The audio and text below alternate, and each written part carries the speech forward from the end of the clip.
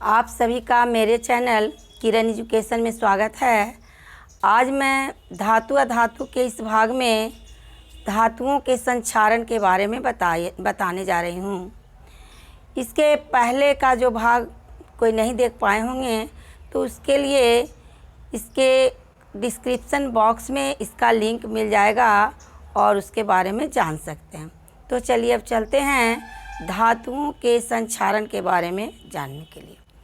धातुओं का संक्षारण या कोरोजन धातुओं की ऊपरी परत oxygen, carbon dioxide, hydrogen sulphide या SO2 तथा जलवाष्प के कारण संक्षारित होते रहती हैं या नष्ट होते रहती हैं। अर्थात धातुओं का परत दर परत नष्ट होने की क्रिया को संक्षारण कहा जाता है। संक्षारण के कारण धातुओं के कुछ ऊपरी परत के रंग में परिवर्तन हो जाता है। जैसे चांदी की ऊपरी परत सल्फर से अभिक्रिया करके काली हो जाती है, यानी उसकी परत मटमैली या काली दिखती है। उसी तरह से कॉपर पर सल्फर ऑक्साइड, सल्फर की अभिक्रिया से कार्बन डाइऑक्साइड की अभिक्रिया से क्यूप्रिक कार्बोनेट बनता है, जिससे वह हरे रंग का हो जाता है। इसी प्रकार लोहा में भी आर्द्र वायु की उपस्थिति में भूरे रंग की एक परत बन जाती है, जिसे जंग कहा जाता है। तो इस तरह से धातुएं संक्षारित होते रहती हैं और उनका परत दर परत नष्ट होते रहता है। अब देखें संक्षारण की आवश्यक शर्तें क्या है, यानी किन परिस्थितियों में धातुएं संक्षारित होती हैं। तो जंग लगने या संक्षारण की शर्तें हैं जल और वायु की उपस्थिति। जल और वायु दोनों की उपस्थिति में ही जंग लगने की क्रिया होती है। इन दोनों में से अगर कोई एक भी ना रहे तो जंग नहीं लगेगा, यानी जंग लगने के लिए जल और वायु दोनों की उपस्थिति अनिवार्य है। इसे क्रियाकलाप के द्वारा समझते हैं। 3 परख नली A, B और C लिया जाता है। इन तीनों परख नलियों में साफ कांटी डाल दिया जाता है, साफ लोहे की कांटी को डाल दिया जाता है। परख नली A में कुछ जल डाला जाता है, जबकि परख नली B में आश्रित जल और उसके ऊपर तेल की कुछ बूंदें डाल दिया जाता है। परख नली C में अनाद्र कैल्शियम क्लोराइड के कुछ टुकड़े डाल दिए जाते हैं और तीनों परख नलियों को कॉर्क से बंद कर कुछ दिन के लिए छोड़ दिया जाता है। कुछ दिन के बाद निरीक्षण करने पर पता चलता है कि परख नली A में रखे कील में जंग लग जाती है, जबकि परख नली B और C में रखी कील में जंग नहीं लगती। इसका विश्लेषण देखते हैं। परख नली A में रखी कील को वायु का ऑक्सीजन और जल दोनों मिला, इसलिए इसमें जंग लग गई। जबकि परख नली B में रखी कीलों को चूँकि आश्रित जल में था, ऑक्सीजन की मात्रा नहीं थी और ऊपर से तेल की बूंदें इसको ऑक्सीजन पहुंचने नहीं दे रही थी, तो ये इसको ऑक्सीजन नहीं मिला, सिर्फ नमी मिली, ऑक्सीजन नहीं मिला, तो इसमें भी जंग नहीं लगी।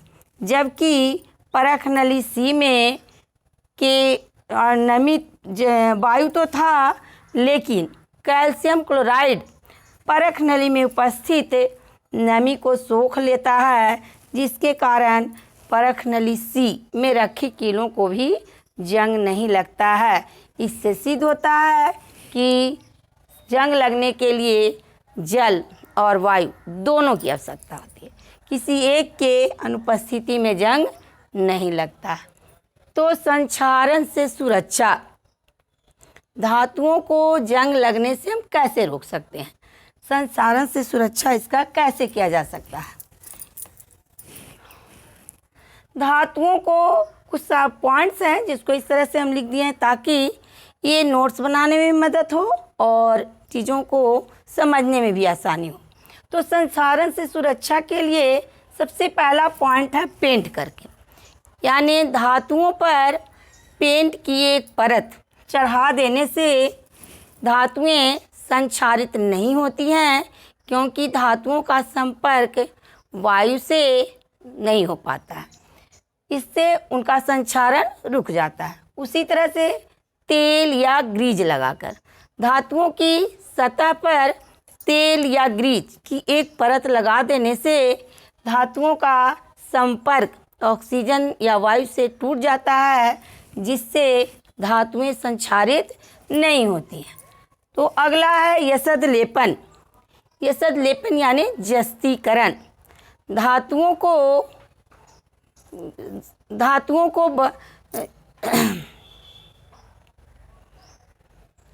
जस्ते के घोल में डुबा देने से उस पर जस्ता की एक परत चढ़ जाती है, जिससे वायु से उसका संपर्क टूट जाता है और धातुएं संक्षारित नहीं होती हैं। उसी तरह से है क्रोमियम लेपन। क्रोमियम क्या है कि एक कम अभिक्रियाशील धातु है। जब धातु पर क्रोमियम का लेप कर दिया जाता है तो उसका संक्षारण रुक जाता है। अगला है एनोडीकरण। कुछ धातुएं अपने स्वयं एक रक्षा कवच बना लेती हैं और उनका संक्षारण रुक जाता है। एग्जाम्पल के लिए एल्युमिनियम को खुली वायु में छोड़ने पर उस पर एल्युमिनियम ऑक्साइड की एक परत चढ़ जाती है और उसका आगे का संक्षारण रुक जाता है। इस परत को और मोटा करने के लिए विद्युत अपघटन द्वारा एनोडीकरण यानी एल्युमिनियम ऑक्साइड की ओर मोटी परत चढ़ा दिया जाता है, जिससे वह अधिक मजबूत और टिकाऊ हो जाता है। अगला और सबसे अंतिम है मिश्र धातु। मिश्र धातु यानी धातु अकेले मुलायम होते हैं और टिकाऊ भी कम होते हैं। मिश्र धातु को कैसे बनाया जाता है?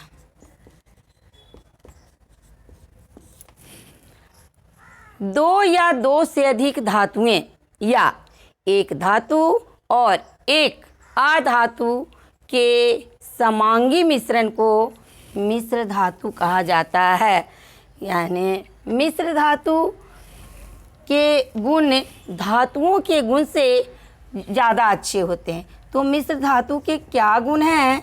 मिश्र धातु का पहला गुण है कि यह संक्षारण रोधी होता है। धातुएं संक्षारित होती हैं, लेकिन अगर उनको मिश्र धातु में परिणत कर दिया जाता है तो ये संक्षारण रोधी हो जाते हैं। उसके बाद ये मजबूत और टिकाऊ हो जाते हैं। मजबूत और टिकाऊ हो जाते हैं।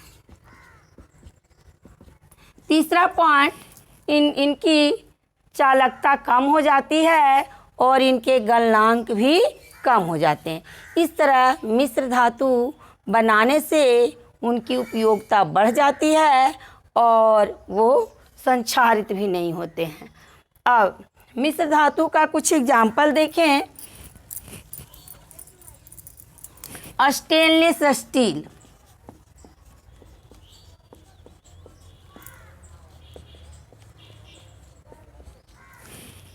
लोहे में क्रोमियम और निकेल मिला देने से जो मिश्र धातु बनता है उसे स्टेनलेस स्टील कहा जाता है। स्टेनलेस स्टील लोहे की तुलना में ज़्यादा मजबूत और टिकाऊ होता है। अगला है पीतल। पीतल में जस्ता और कॉपर होते हैं। जस्ता और कॉपर के मिश्रण को कहते हैं पीतल। उसी तरह से कांसा, जस्ता और टीन के मिश्रण को कांसा कहा जाता है। सोल्जर, टीन और लेड के मिश्रण को सोल्जर कहा जाता है। सोल्जर का उपयोग वेल्डिंग करने में किया जाता है। कांसे का उपयोग बर्तन बनाने, मूर्ति बनाने, सिक्का बनाने ये सब में किया जाता है। पीतल का उपयोग भी बर्तन बनाने में और कारतूस ये सब बनाने में किया जाता है। स्टेनलेस स्टील इसका उपयोग बर्तनों में किया जाता है। इस तरह से मिश्र धातु की उपयोगिता बढ़ जाती है और वे टिकाऊ भी हो जाते हैं। अब मिश्र धातु में ही एक शब्द आया है अमलगम। अमलगम